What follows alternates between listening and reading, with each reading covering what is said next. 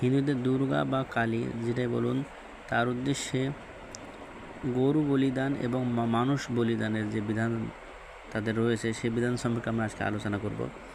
দেখতে পাচ্ছেন কালিকা পুরাণ। কালিকা পুরাণ আচার্য পঞ্চানন তর্করত্ন কৃতক সম্পাদিত, নবভারত পাবলিশার্স থেকে প্রকাশিত।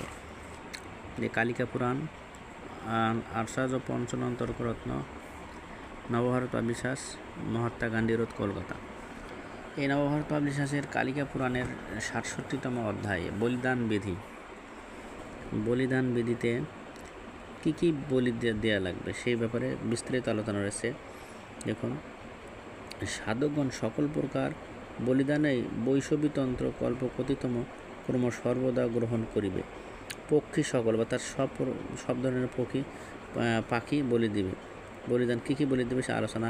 কশ্যপ, গ্রাহ্য, মৎস্য, ৯ প্রকার মৃগ, মহিষ, অজ, আবিক, গো মানে গরু, ছাগল, রুরু, শূকর, খড়গ, এভাবে অনেকগুলোর নাম দেওয়া আছে। তার মধ্যে গরুরও নাম উল্লেখ রয়েছে, যে গরুও বলি দিবে। বলি দ্বারা কী হয়? বলি দ্বারা মুক্তি সাধিত হয়, বলি দ্বারা স্বর্গ সাধিত হয়, বলিদান দ্বারা নৃপতিগণ শত্রু দিগকে পরাজয় করিয়া থাকে। বলিদানের ফল। এখন নিচে দেখুন ৯ নম্বর মন্ত্রে বলা আছে গো মানে গরু এবং গদিকার রুদ্রে দেবী সাংবৎসরিক তৃপ্ত হয়। এখানে আলোচনা করা হচ্ছে যে কোন জিনিস দেবীর দ্বারা বলি দিলে কতদিন দেবী তৃপ্তি থাকে। তার বলা হয়েছে গরু যদি বলি দেয় দেবীর, তাহলে গরুর রুধির মানে রক্তে দেবী কী হয়? সাংবৎসরিক মানে পূর্ণ ১ বছর তৃপ্তি লাভ করে। গরু বলিদানের কথা আমরা জানতে পারলাম। পরের পৃষ্ঠায় মানুষ বলি দেওয়ার ব্যাপারে বলা আছে। দেবীর দ্বারা মানুষ যদি বলি দেয় তাহলে কী হবে? এর পূর্বে দেখুন এখানে যে বলিদানের ব্যাপারে আলোচনা করা হয়েছে, গরু ছাগলের পরে বলা হচ্ছে গদিক্ষ, সরব, সিংহ, শার্দুল, মানুষও বলি দেবে এবং স্বীয় গাত্রের রুধির মানে নিজের গাত্রের রক্ত দেবীর দেবে বলি দেওয়া যাবে। তো এখন পরবর্তীতে বলা আছে মানুষ বলি দিলে কি হবে?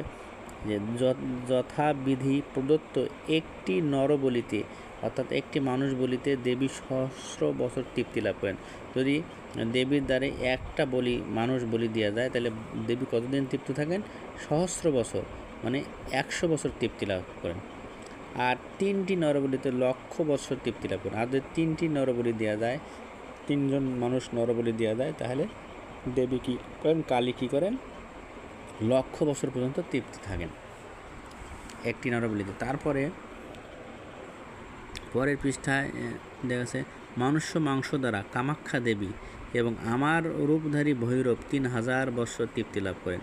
তার শিব বলতেছেন যে মানুষের মাংস দ্বারা কামাখ্যা, মানুষকে বলি দিয়ে দিয়ে সে মাংস কামাখ্যা দেবী অর্থাৎ দুর্গা দেবীকে দেয়, অথবা আমার রূপ ধরে ভৈরব দেবতাকে দেয়, তাহলে তারা কী করে? ৩,০০০ বছর পর্যন্ত তৃপ্তি লাভ করেন। যেহেতু বলি মস্তক এবং মাংস দেবতার অত্যন্ত অভীষ্ট, যেহেতু বলির মস্তক মানে বলির মাথা, বলি দেওয়া প্রাণীর মাথা এবং মাংস দেবতার অত্যন্ত অভীষ্ট মানে প্রিয়, সেহেতু পূজার সমস্ত বলির শির অর্থাৎ মাথা শোণিত রক্ত দেবীকে দান করিবে।